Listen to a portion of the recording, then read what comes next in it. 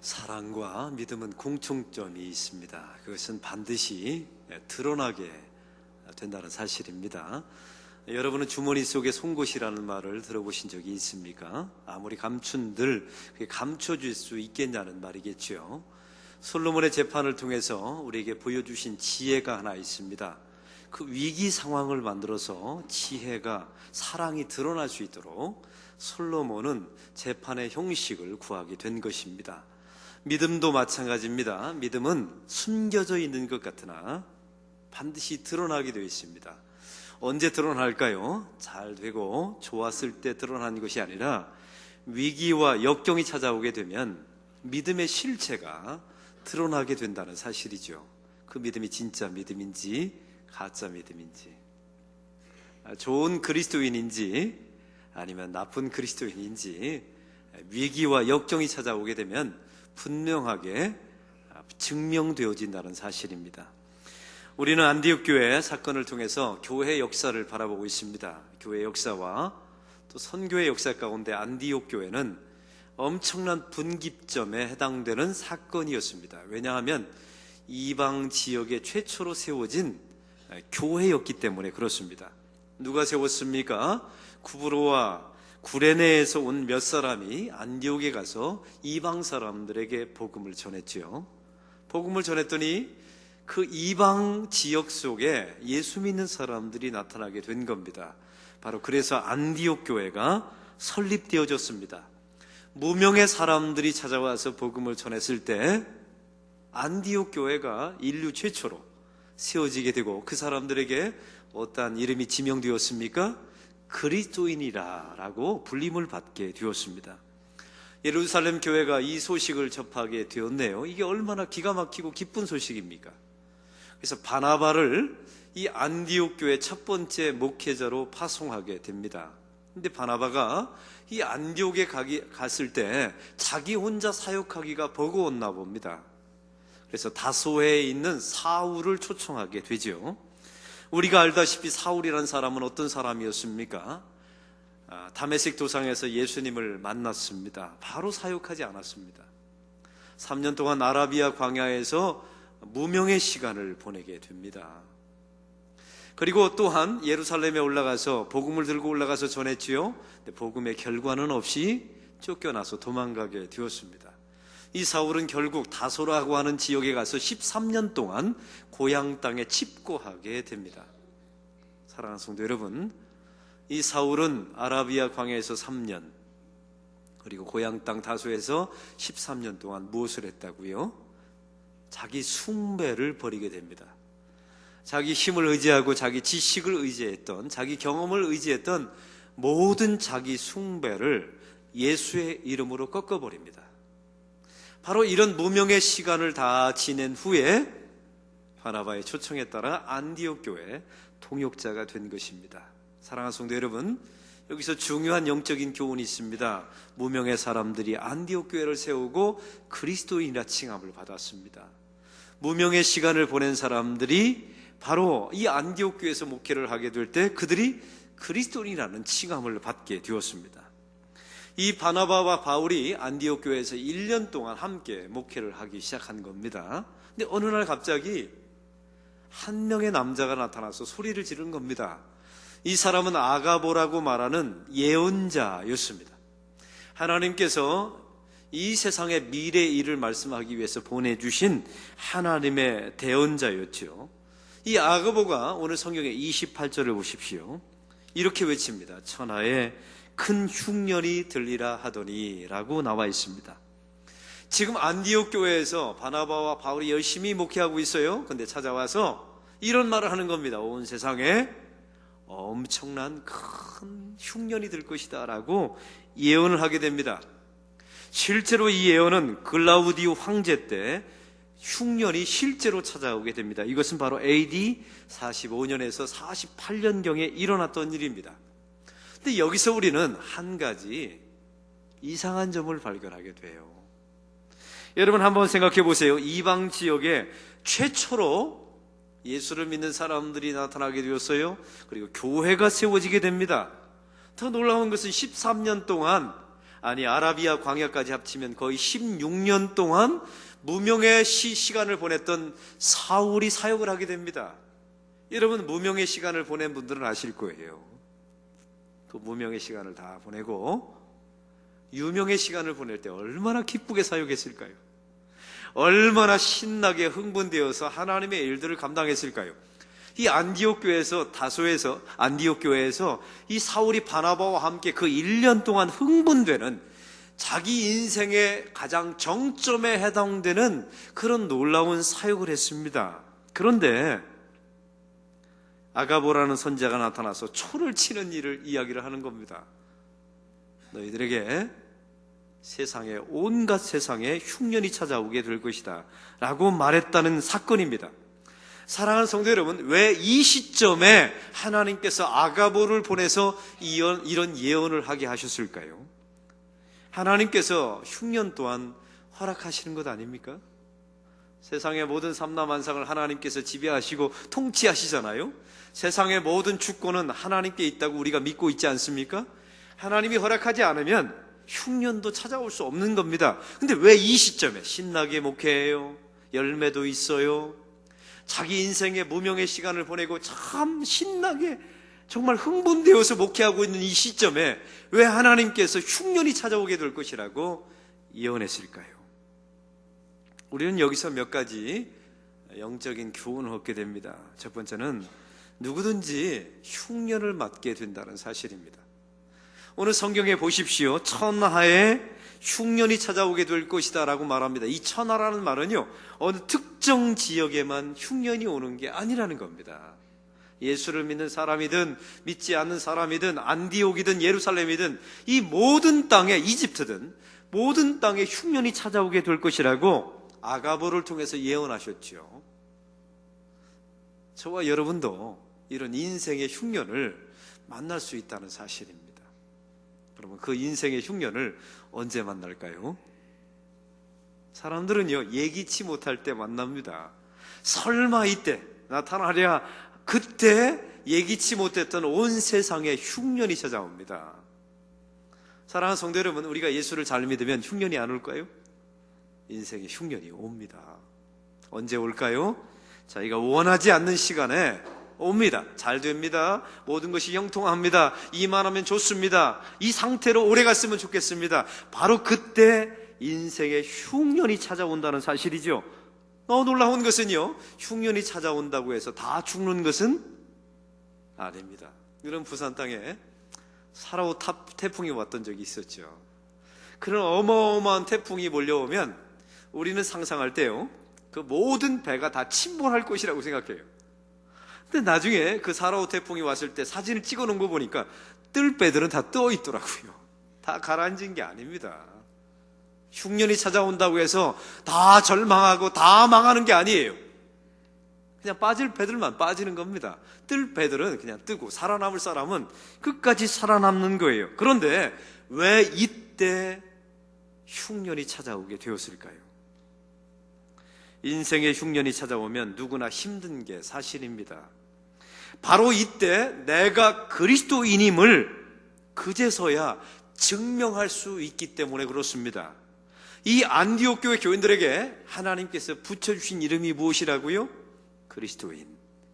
예수님을 따르는 자, 예수님을 닮은 자, 예수쟁이, 예수 전문가, 하나님께서 이름을 붙여주셨죠. 그런데 이 그리스도인이라는 이름은요, 평소에는 누가 누군지 몰라요. 믿음이 있는지 없는지 잘 모릅니다. 근데 인생의 흉년이 찾아오면 그 믿음의 실체를 알게 됩니다. 인생의 역경이 찾아오고 인생의 흉년이 찾아오면 그 사람이 어떤 그리스도인인지가 아주 명확하게 폭로되어집니다. 오늘 하나님께서는 우리에게 이렇게 말씀하십니다. 너희에게 세상에 온갖 흉년이 찾아왔느냐? 그러면 내가 너희에게 그리스도인이라고 말한 바를 증명하라는 것입니다.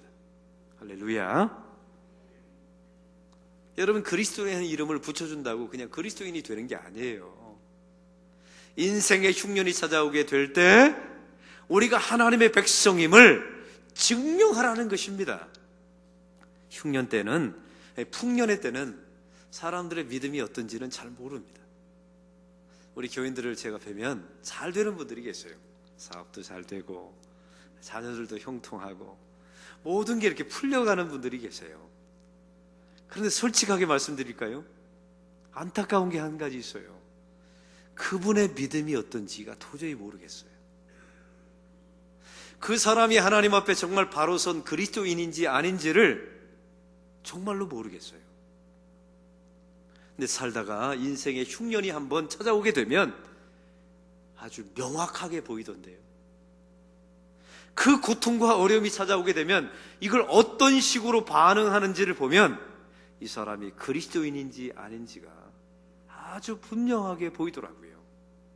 바로 그래서 주님께서 이 안디옥 교인들에게 그리스도의 이름을 주셨어요. 그리고 그들에게 찾아가셔서 흉년이 오게 될 것이다. 왜요? 이 흉년이 찾아오면 그리스도인임을 증명하랍니다. 보이랍니다. 그리고 세상 많은 사람들에게 당신이 어떤 그리스도인인지를 분명하게 보이라는 뜻이었습니다. 저는 병원을 신방 다니잖아요. 그러면 이런 질문을 꼭 합니다. 권사님 힘드시죠? 예, 목사님 너무너무 힘들어요. 어떤 분은 그러시더라고요. 목사님 제 인생에 이런 일이 찾아올 줄 몰랐다고요. 모르긴 뭘 모릅니까? 다른 사람의 인생을 보세요. 다 오는데 나만 비껴갈 거라고 생각하는 게 이상한 거죠. 온 천하에 흉년이 찾아오는데요, 인생의 흉년이 찾아오는데 그걸 모를 수 있습니까? 제가 그 다음에 묻죠. 권사님 믿음이 있으시죠? 그럼 목사님 믿음이 있어요. 목소리 약간 작아지면서 이제 이야기를 하시더라고요. 그럼 제가 말합니다. 권사님 이럴 때 써먹으라고 믿음 주신 겁니다. 권사님을 왜 권사로 만들어 주셨는 줄 아세요? 이럴 때 써먹으라고 권사 주신 것입니다. 권사님이 왜 그리스도인으로 주님께서 만들어 주신 줄 아십니까? 이때 써먹으라고, 이 흉년에, 온 세상의 흉년 때 써먹으라고 하나님께서 그리스도인 만들어 주신 것입니다. 그럼 권사님이 대답해요. 목사님 아멘. 제가 다 설먹을래요. 믿음은 그럴 때 써먹는 겁니다. 내가 죽을 때 천국 갈 때만 써먹는 게 아니에요. 여러분 이 땅에 인생의 흉년이 찾아올 때 그 믿음의 실력을 발휘하세요. 여러분이 어떤 그리스도인인지 분명하게 하나님 앞에 증명하십시오. 여러분은 언제 예수를 믿었습니까? 인생의 풍년 때 예수를 믿었나요? 흉년 때 예수를 믿었나요? 물어보면 대답을 좀 한번 해보세요. 흉년 때 예수 믿으셨죠? 여러분은 언제 믿음이 좋아지셨습니까? 풍년 때 예수 믿는 믿음이 좋아지셨어요? 인생의 흉년 때 믿음이 좋아지셨어요? 저는 언제 부름받았을까요? 제 인생의 풍년기 때 목사로 서원했을까요? 아니면 흉년기 때 서원했을까요? 흉년기 때 저는 하나님 앞에 목회자로 서원했습니다. 이게 신앙의 신비입니다. 안디옥 교회 교인들을 보십시오. 세상에서 최초로 너희는 그리스도인이다. 예수를 따르는 사람, 예수님을 닮은 사람, 예수쟁이, 예수 전문가라는 말을 들었습니다. 그런데 흉년이 찾아왔어요. 그 주님께서 말씀하십니다. 그 인생의 흉년기에 내가 그리스도인임을 증명하라 말씀하십니다. 혹시 이 자리에 인생의 흉년기를 보내고 있는 분들이 계십니까? 여러분이 그리스도인임을 분명하게 드러낼 수 있는, 증명할 수 있는 절호의 시간인 줄로 믿습니다. 여러분의 믿음을 잘 써먹을 수 있는 그런 시기인 줄로 믿습니다. 그걸 보고 세상 사람들이 예수를 믿어요. 왜냐하면 다르거든요. 왜냐하면 분명하게 차별이 있거든요. 바로 그런 말씀입니다. 여러분 설교도 마찬가지예요. 제가 요즘 사도행전 강의 41번째 하고 있는데 저도 관심이 있잖아요. 그러면 여러분의 목사님의 사도행전 설교를 일주일 내내 듣습니다. 근데 제 마음에 꼭 와닿는 분의 설교가 있어요. 그게 바로 이재철 목사님이라고 하는 분이에요. 그 목사님의 설교가 왜 제 마음에 와닿는 줄 아세요? 제가 이유가 있더라고요. 저하고 사도행전 본문을 같이 이렇게 설교해 가시는데 느낌이 달라요. 저는요 이렇게 약간 떠 있는 느낌이 들고, 이분은 안정적이고 심령이 깊고 영성이 깊다는 그런 느낌이 이 목사 대 목사가 느껴지는 거예요. 그 이유가 뭔지 아세요? 그분은 결혼한 후에 자기 아내가 병으로 죽는 것을 지켜보았습니다. 자기 가장 사랑했던 아내, 의지했던 아내가요, 자기 품 안에서 죽는 것을 본 목사예요. 인생의 흉년기를 겪었던 분입니다. 얼마 전에 이 목사님은 암 수술을 받으셨어요. 목소리가 안 나와서 다리가 휘청거리면서 나와서 사도행전 설교를 하시더라고요. 인생의 흉년기 때 자기의 목숨을 담아서 담보로 설교하고 계시더라고요. 그러니 믿음이 안 드러날 수가 없죠. 그러니 느낌이 다르죠. 서울에서 이런 전설이 있어요. 정말 건강하고 좋은 교회 목회하는 목사님들의 공통점이 있는데 봤더니 다 암 수술 받은 분들, 그 인생의 흉년기를 겪은 분들이 다 믿음을 증명하는 것입니다. 할렐루야. 오늘 본문에 보면 두 번째 이상한 점이 있습니다. 선지자 아가보가 전 세계에 흉년이 올 것이라고 예언하였죠. 근데 이 예언했던 장소가 어디입니까? 안디옥 교회입니다. 근데 이상한 점이 있어요. 이런 예언을 하려면 사실은 안디옥 교회에서 하지 않고 예루살렘 교회에서 해야 합니다. 왜요? 예루살렘 교회가 본래 처음에 있었던 교회 아닙니까? 또 한 가지 이유가 있어요. 여러분, 흉년을 예언하면 어디 가서 준비하라고 여러분 예언해야 합니까? 가난한 동네 가서 해야 되잖아요. 안디옥 교회는요, 안디옥에 있었습니다. 이게 항구 도시예요. 여러분, 상업지역입니다. 풍성합니다. 부자예요. 농사를 짓지 않아도 됩니다. 흉년의 타격이 적은 곳이에요. 부자 도시였습니다. 그런데 예루살렘 교회는 다릅니다. 이게 빈궁한 공동체였어요. 농사를 지을 수 없는 땅이 예루살렘입니다. 여러분, 예루살렘은 이게 지금으로 말하면 관광도시인 거예요. 전 세계에 흩어져 있었던 디아스포라들이 1년에 3번씩 올라오죠. 3대 절기에 이제 쭉 올라옵니다. 그럼 그때 숙박업과 음식업을 통해서 1년 동안 먹고 살 것을 예루살렘 사람들이 준비했던 도시예요.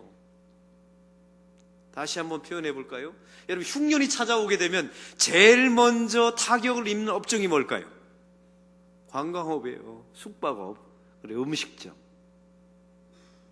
예루살렘 교회가, 예루살렘이 가장 직격탄을 맞아야 될 수밖에 없는 도시였어요. 근데 아가볼은요, 이상하게 예루살렘에 가서 앞으로 흉년이 오니까 준비하라, 이런 예언을 하지 않았어요. 안디옥에 와서 이런 예언을 하였습니다. 사랑하는 성도 여러분, 이 아가보가 안디옥에 와서 왜 이런 예언을 했을까요?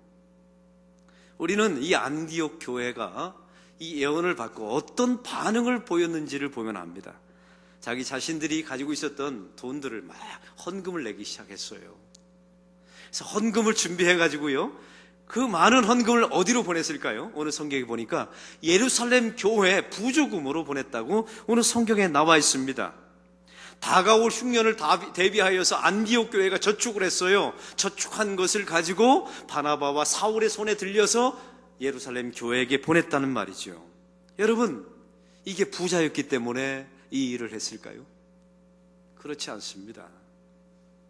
이 안디옥 교회가 그리스도인이라고 부름을 받았어요. 그랬기 때문에 여러분, 오늘 성경에 나와 있는 아가보 선자를 보내서 예언하게 된 것입니다.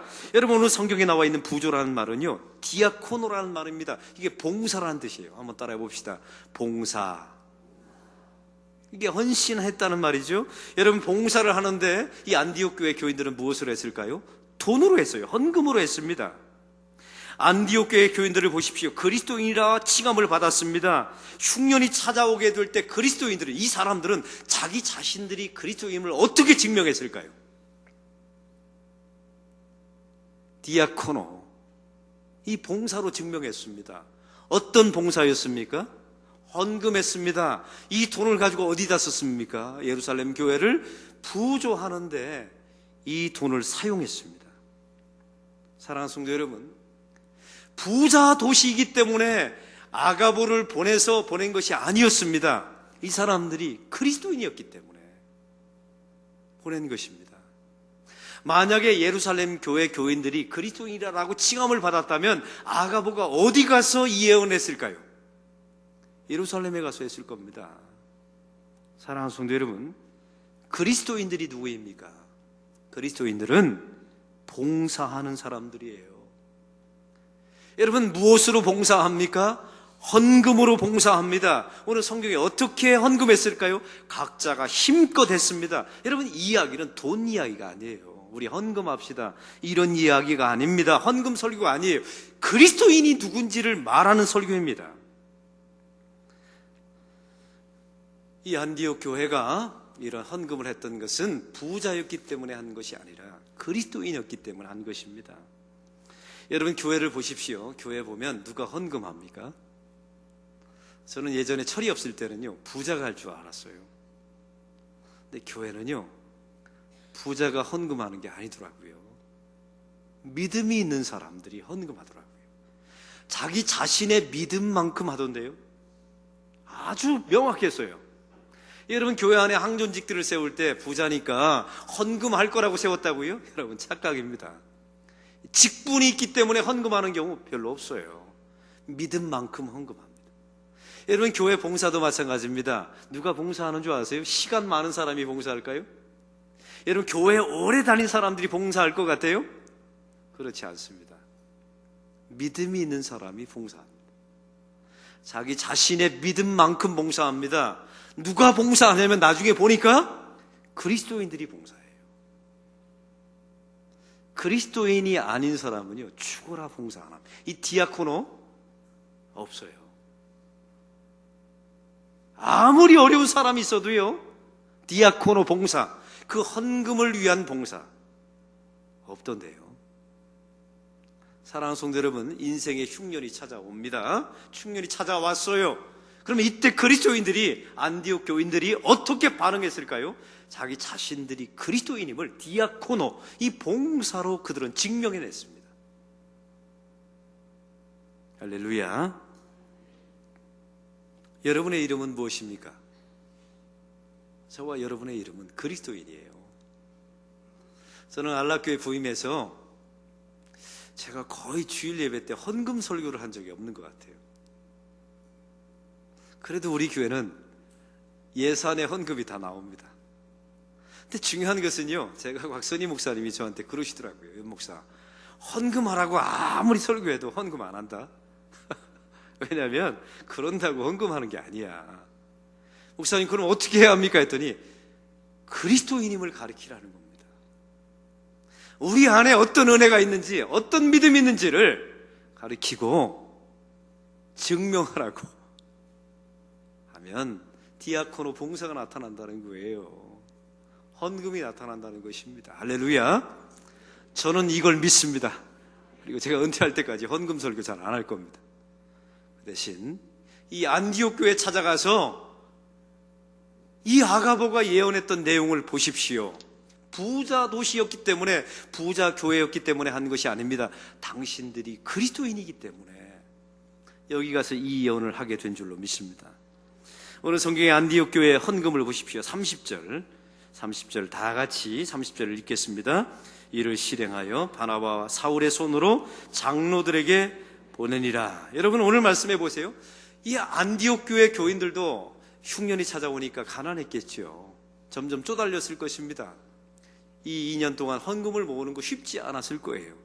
이걸 모아서 누구의 손에 들려 보내줍니까? 바나바와 사울의 손에 이 헌금을 들려서 자기들의 고향인, 본래 자기들의 신앙의 고향인 예루살렘 교회에게 찾아가게 됩니다. 여기서 기가 막힌 말씀이죠. 여러분, 사울의 인생을 보십시오. 17년 전에 사울이 혈기탄천하여서 예루살렘에서 다메섹으로 갔던 그 사울의 손길이 있습니다. 그의 손에는 무엇이 들려 있었습니까? 예수 믿는 사람들을 잡아 죽이려고 그의 손에는 몽둥이와 칼과 포승줄이 그의 손에 들려져 있었어요. 그런데 이 사울이 다메섹 도상에서 예수님을 만났지요. 그리고 아라비아 광야에서 3년 동안 자기 숭배를 꺾는 하나님 앞에 영성의 시간을 가졌습니다. 그 3년이 지난 후에 예루살렘으로 사울이 첫 번째 올라갑니다. 그때 그의 손에 무엇이 들려져 있었습니까? 복음이 들려져 있었습니다. 3년 전에 사울은 칼과 몽둥이와 포승줄이 들려져 있었는데 말이죠. 이게 그리스도인입니다. 다소에서 13년 동안을 보내게 됩니다. 그리고 오늘 성경의 안디옥 교회에서 1년 동안 사역을 했어요. 그러면 몇 년이 지났습니까? 이제 14년이 또 지났어요. 2차로 예루살렘에 올라가게 됩니다. 이 사울의 손에 무엇이 들려져 있습니까? 안디옥 교회 교인들이 모아준 헌금이 들려져 있어요. 여러분, 그 헌금에 사울이 낸 헌금이 있었을까요? 없었을까요? 있었죠, 당연히. 내가 낸 헌금, 우리가 함께 낸 부조, 이것을 모아가지고 예루살렘에 두 번째로 올라가게 됩니다. 이게 그리스도인입니다. 사랑하는 성도 여러분, 여러분 지금까지 사시면서 여러분의 손에 무엇이 들려져 있나요? 어떤 사람은 아직도 칼과 몽둥이와 포승줄이 들려져 있는 분들이 계세요. 어떤 분들은 자기의 명예와 자기의 욕심과 자식이 들려져 있는 분들이 계세요. 그거 내려놓으십시오. 그건 그리스도인이 아니랍니다.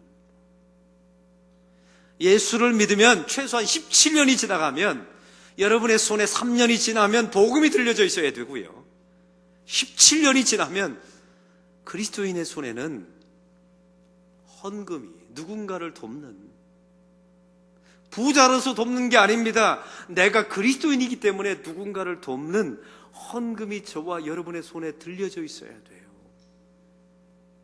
이게 그리스도인 아닙니까? 이래서 초대교회 역사가 이 역사를 통해서 쓰여져 가는 것입니다. 사랑하는 성도 여러분, 우리가 인생을 살다 보면 인생의 흉년을 만나게 될 것입니다. 제가 예언합니다. 저와 여러분도 단 한 명도 예외 없이 인생의 엄청난 흉년을 맞이하게 될 것입니다. 여러분, 그때 여러분의 믿음이 어떤 믿음인지 증명하십시오. 왜 하나님 나에게 이런 흉년을 주십니까? 내가 하나님께 어떻게 했는데? 이런 말 하지 마시고요, 소용없어요. 그런 말 해봤자 하나님 앞에 올 게 왔구나. 하나님, 이때 믿음을 써먹게 해주세요. 하나님, 제가 이래봬도 그리스도인입니다. 믿지 않는 그 비그리스도인들에게 제가 그리스도인임을 보이게 해주세요. 기도하시기 바랍니다. 할렐루야. 부자라서 헌신하는 게 아닙니다. 믿은 만큼 그리스도인이기 때문에 디아코노 하는 거예요. 교회 오래 다닌다고 직분이 있다고 해서 디아코노? 어림없습니다.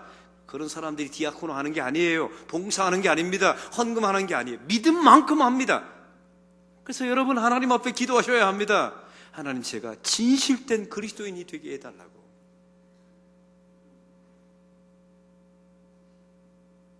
사실은요, 우리 교회 항전직 선거할 때마다 담임 목사로서 꼭 하고 싶은 게 있었어요. 뭐냐면 그 사람들의 헌금의 내역을 다 교인들에게 공개하고 싶어요.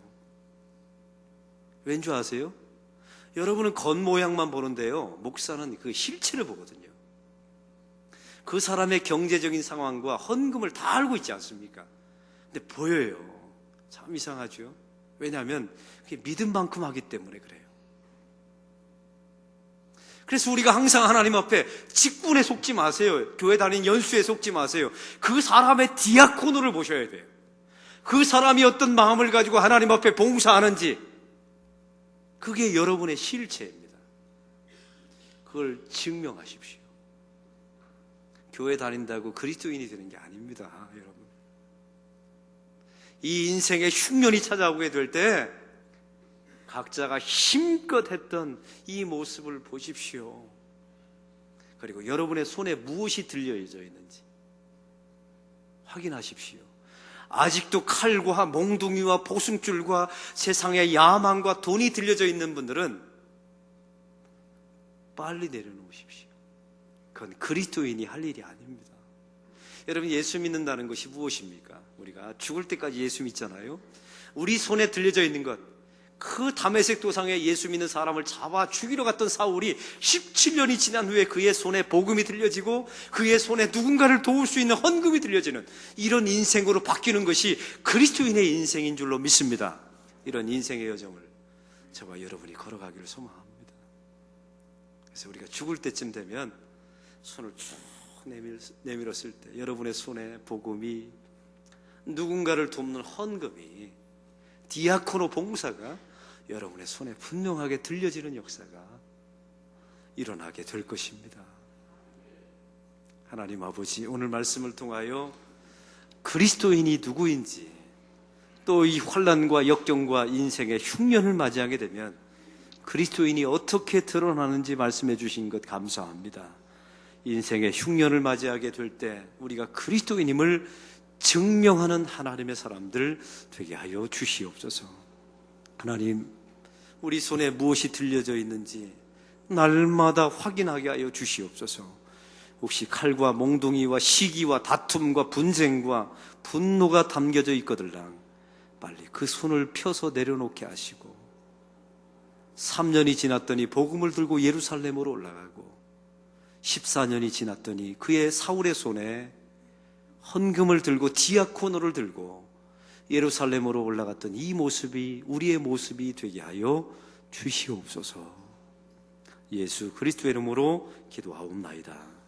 아멘.